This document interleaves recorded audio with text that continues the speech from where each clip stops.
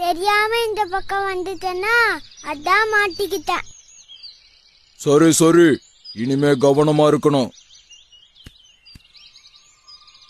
ரொம்ப நன்றி கஜராஜா. பத்திரமா வீட்டுக்கு போ. என் வயித்துல அடிக்கிறதே இவனுக்கு வேலையா போச்சு.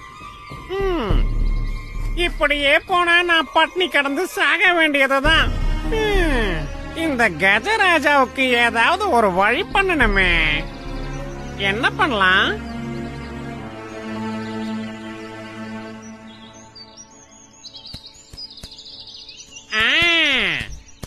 யானைய பழிவாங்க இந்த சிங்கக்குட்டி தான் சரியான ஆளு. இப்ப பாரு என் வேலைய. என்ன நரியாரே, பாத்தும் பார்க்காத மாதிரி போறீங்க? எல்லாம் உன்னை பத்திய சிந்தனை தான்ப்பா. என்ன பத்தியா?